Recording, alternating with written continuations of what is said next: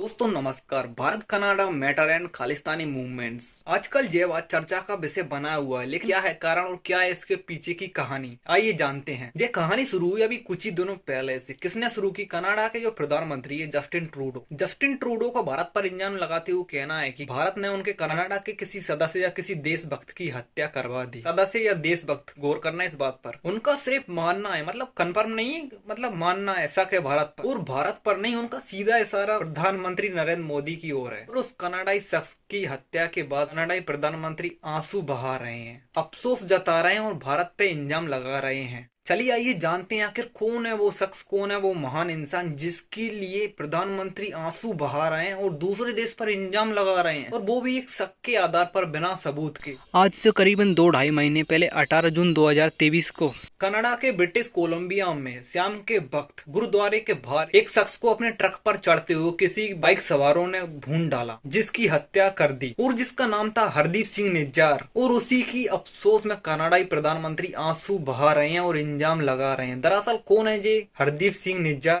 Tiger force का chief, यानी किसी संगठन या ग्रुप का लीडर था। देखो अभी तक मामला साफ है कि किसी ग्रुप का लीडर था जिसकी याद में ये सब किया जा रहा है। किसी दूसरे पावरफुल देश पर इल्जाम भी लगा दिया जाए। देखो एक लीडर था जिसके लिए ये सब हो रहा है। और ये हरदीप सिंह निज्जार जो लीडर था, उसका काम क्या था? कनाडा के अंदर एक खालिस्तानी ग्रुप का लीडर था। खालिस्तान जिंदाबाद के नारे लगवाता था। इसके साथ ही भारत का जो नक्शा है इसमें पंजाब को एक अलग देश की नजर से देखता था और खालिस्तान का हिस्सा समझता था।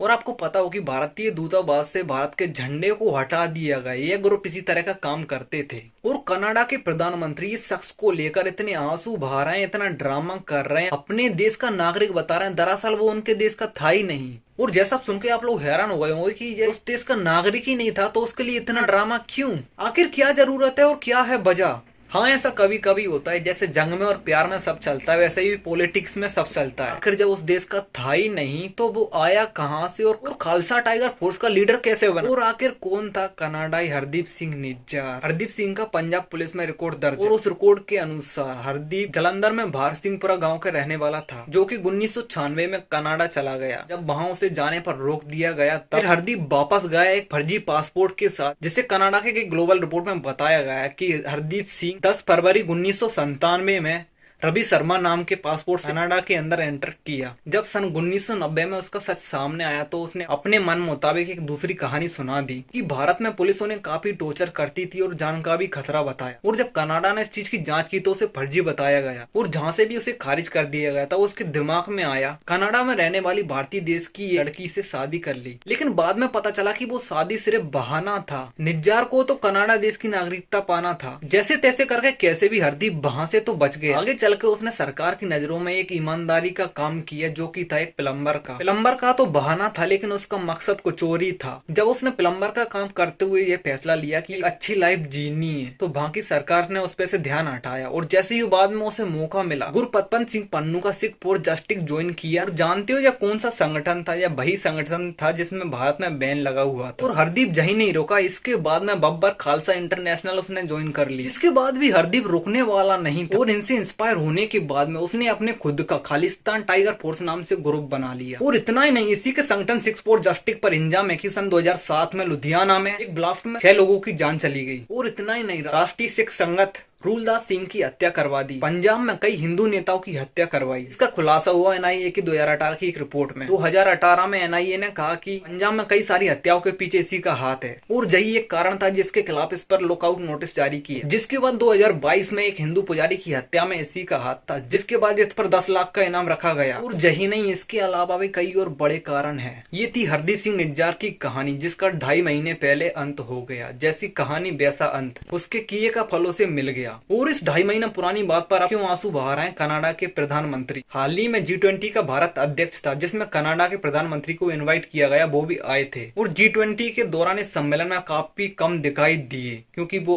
हमेशा अपने कमरे में ही बंद रहते थे। जानते हो क्यों? थोड़ा फ्लैशबैक में चलते हैं। कनाडा में जस्टिन ट्रूडो खालिस्तानियों का हमेशा समर्थन करते हैं। कनाडा में आए 2-4 दिनों में जब मन करे तब उनका खालिस्तानी रैलियां, महागठबंधन संगठन जो मन चाहे होता करता रहता है। इसके अलावा भारत से 10 लाख इंडियन से ज्यादा वहाँ पर रहते हैं, जिसमें सबसे ज्यादा संख्या है सिखों की पंजाब से। इसलिए जस्टिन ट्रूडो उनका सपोर्ट करते और उनका यूज करते हैं। और इसी बात को लेकर कनाडा के पीएम पर भारत सरकार ने कई बार ऑब्जेक्शन उठाया है, लेकिन उस तरफ से इस पर कोई भी कार्रवाई नहीं की गई। और पिछले आए दिनों में खालिस्तानी हरकत काफी सारे देशों में देखने को मिलती है। G20 के बीच भारत सरकार की तरफ से पीएम मोदी और कनाडियन के जस्टिन ट्रूडो के बीच एक अलग से मीटिंग हुई, जिसमें प्रधानमंत्री ने अच्छा खासा समझाया सुधर जा, अभी भी मौका है, हम बार बार मौका नहीं देते। और G20 के दौरान ना तो ज्यादा उन पे फोकस किया गया, ना वो कभी कैमरे के सामने आए, ना कभी मीटिंग, ना किसी सम्मेलन में दिखे, जिस कारण वापस कनाडा जाने के बाद वहाँ की मीडिया ने काफी ज्यादा ट्रोल किया, जिसकी आग कनाडा के प्रधानमंत्री को अंदर ही अंदर खाई जा रही थी। इसी के चलते कनाडा में भारतीय दूतावास के एक सीनियर को वहाँ से निकाल दिया गया। तो भारत सरकार कहाँ चुप रहने वाली थी, इसी के साथ उन्होंने भी एक को निकाल दिया, जिसके बाद में कनाडा में रहने वाले हिंदुओं पर काफी जोर दिया गया, उन्हें धमकाया गया, डराया गया और खालिस्तानियों के समर्थन से कनाडा छोड़ने की धमकियां दी गई। लेकिन एक सोचने वाली बात, इतना सब होने के बाद में कनाडा में वहाँ पर कोई भी ऐसा सिख सामने नहीं आया जो हिंदुओं की हित की बात कर, हिंदू के लिए सामने आए। कनाडा में लगातार मिल रही खालिस्तान की धमकियों हिंदुओं को,